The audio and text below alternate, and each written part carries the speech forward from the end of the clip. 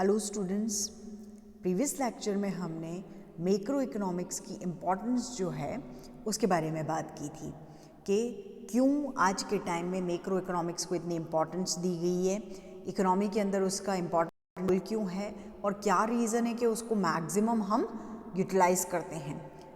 ठीक है, क्यों उसका उपयोग अधिकाधिक होता है।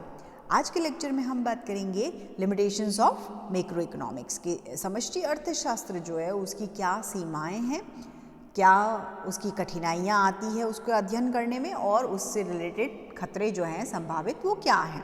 ठीक है, फर्स्ट हम बात करते हैं कि समष्टि अर्थशास्त्र जो है वो बहुत फेमस है और उसकी जो व्यावहारिक उपयोगिता है वो भी बहुत है, लेकिन उसके बावजूद भी उसकी कुछ लिमिटेशंस है, उसमें कुछ कमियां हैं जिनके बारे में हमको पता होना चाहिए। तो फर्स्ट हम यहाँ देखते हैं कि ये जो व्यक्तिगत इकाइयाँ हैं, है ना, उनकी जो टोटल की जाती है उसके आधार पे निकाले गए जो निष्कर्ष होते हैं वो क्या होते हैं, भ्रमात्मक होते हैं। कंक्लूजन जो होते हैं वो भ्रमात्मक होते हैं। मतलब समष्टि विश्लेषण का जो रिलेशन है वो व्यक्तिगत इकाइयों के योग से होता है ना। ये यहाँ कह रहे हैं कि समष्टि विश्लेषण का संबंध व्यक्तिगत इकाइयों के योग से और औसतों से होता है, पर व्यक्तिगत जो छोटे समूह जो होते हैं उनके योग से निकाले गए जो निष्कर्ष होते हैं ना वो व्यक्तिगत दृष्टि से ठीक होते हैं। ठीक है, इंडिविजुअल जो कंक्लूजन निकाले जाते हैं वो ठीक होते हैं, पर पूरी इकोनॉमी की दृष्टि से अगर ये देखा जाए तो ये क्या है, गलत हो सकते हैं। क्यों? क्योंकि इन आर्थिक विरोधाभासों के कारण क्या होते हैं, जैसे कि हम बात करें कि बैंकों से व्यक्तिगत आहरण जो किया जाता है तो उससे बैंक पर विशेष प्रभाव नहीं पड़ेगा, लेकिन अगर सभी लोग बैंक से पैसे निकालने लग जाएंगे तो बैंक क्या हो जाएगा, फेल हो जाएगा। समझे कि एक इंडिविजुअल की अगर हम बात करते हैं, एक दो लोग बैंक से पैसे निकाल के जा रहे हैं तो कोई प्रॉब्लम वाली बात नहीं है, लेकिन सारे ही लोग बैंक से पैसा निकाल देंगे तो बैंक खाली हो जाएगा, बैंक तो फेल हो जाएगा। फिर हम देखते हैं कि व्यक्तिगत बचत जो होती है वो व्यक्ति की दृष्टि से तो लाभदायक होती है, जो हमने पहले भी बात की, क्या है ना, सामूहिक बचत नहीं होनी चाहिए। सामूहिक बचत जो होती है वो अर्थव्यवस्था के लिए क्या होती है, खराब होती है। और इसी को कीन्स ने एक लाइन में डिस्क्राइब किया था, वो क्या कहते हैं कि बचत को एक व्यक्तिगत गुण है और एक सार्वजनिक बुराई वो बन जाती है। बचत जो एक व्यक्तिगत गुण होता है वो एक सार्वजनिक बुराई बन जाती है। ठीक है, फिर सेकंड हम बात करते हैं समष्टि मूलक विरोधाभास की, कि ये क्या होता है। अगर अर्थशास्त्री व्यक्तिगत अनुभव को धारण करता है और उस आधार को मानकर वो क्या करता है, पूरी इकोनॉमी, पूरी सोसाइटी और जो व्यवस्था है उससे संबंधित निष्कर्ष निकालता है, तो वो क्या होते हैं, अवास्तविक होते हैं और भ्रमात्मक होते हैं। प्रोफेसर बॉल्डिंग इस बारे में कह रहे हैं कि समष्टि अर्थशास्त्र से व्यक्तिगत अनुभवों में कोई न कोई निष्कर्ष न निकालने की वो सलाह देते हैं। क्यों? क्योंकि सामाजिक चिंतन में क्या होता है, त्रुटियों का एक बहुत बड़ा सोर्स होता है। सामाजिक त्रुटियों में, सामाजिक चिंतन जो होता है उसमें त्रुटियों का ये बहुत बड़ा स्रोत है, एक सोर्स है। और इस संबंध में प्रोफेसर सैमुअल्सन ने कहा है कि समष्टि मूलक विरोधाभास के कई उदाहरण हैं जो व्यक्तिगत रूप से सच हैं और समष्टि की दृष्टि से वो गलत हो जाते हैं, इसलिए इसके जो निष्कर्ष निकाले जाते हैं वो विरोधाभासी होते हैं। नेक्स्ट हम बात करते हैं कि समूह या समाज में व्याप्त भिन्नता की उपेक्षा की जाती है, कि समष्टि विश्लेषण समूह के जो योग या औसत होते हैं उन पर निर्भर करता है और इसी रीज़न से समूह में पाए जाने वाले अंगों में अंतर होता है और उनकी इम्पोर्टेंस नहीं होती है।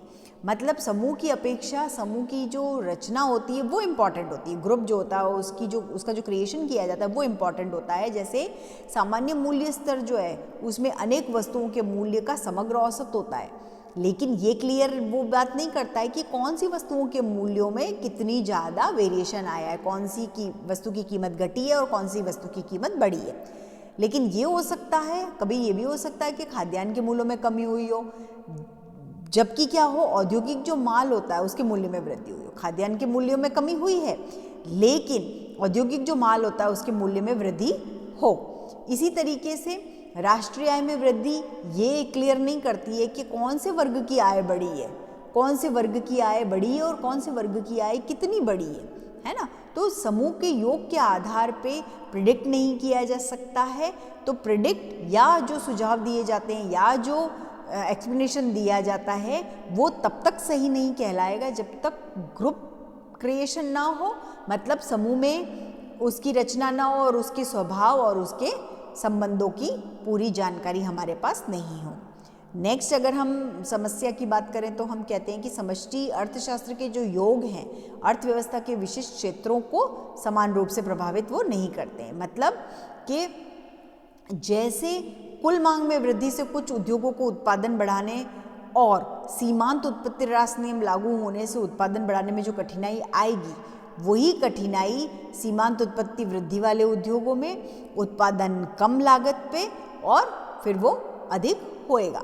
मतलब क्या है कि अर्थव्यवस्था के जितने भी क्षेत्र होते हैं उनको समान रूप से प्रभावित नहीं करता है। मतलब अगर कुल मांग में वृद्धि से कुछ उद्योगों के उत्पादन बढ़ेंगे और सीमांत ह्रास नियम लागू होने से उत्पादन बढ़ाने में अगर कठिनाई आएगी तो क्या होगा, जबकि सीमांत उत्पत्ति वृद्धि वाले उद्योग जो होंगे उनके उत्पादन में कमी होएगी और वो ज़्यादा हो सकेंगे। इस तरीके से मध्यम वर्ग जो है उनकी आय बढ़ने पे क्या होगा, साइकिल उद्योग पे बुरा प्रभाव पड़ेगा। क्यों, है ना, क्यों, क्योंकि वो तब भी साइकिल पे थोड़ी चलेगा, उसकी अगर इनकम बढ़ेगी तो वो स्कूटर बाइक कुछ ना कुछ लेगा और उस उद्योग पे उसका अच्छा प्रभाव पड़ेगा।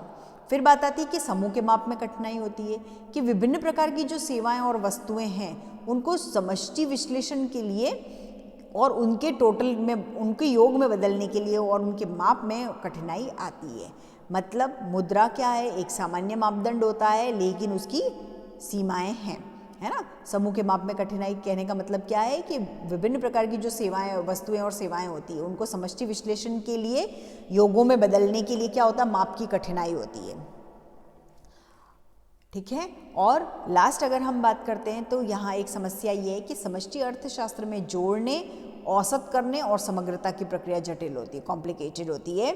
जैसे ही बात करें हम राष्ट्रीय आय को ज्ञात करने के लिए बहुत सारी कठिनाई है ना। नेशनल इनकम को इवैल्यूएट करना कोई आसान काम नहीं है।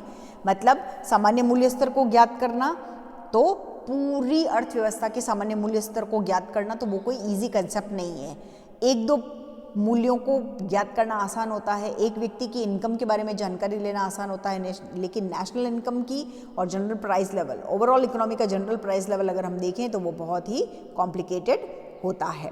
समष्टि विश्लेषण की ये जो प्रक्रिया होती है ना, है ना, ये सिद्धांत जो होते हैं वो बहुत इजी दिखते हैं, लेकिन जब हम इनको अप्लाई करने लगते हैं तब ये बहुत ज़्यादा कॉम्प्लिकेटेड हमारे लिए हो जाते हैं। ठीक है।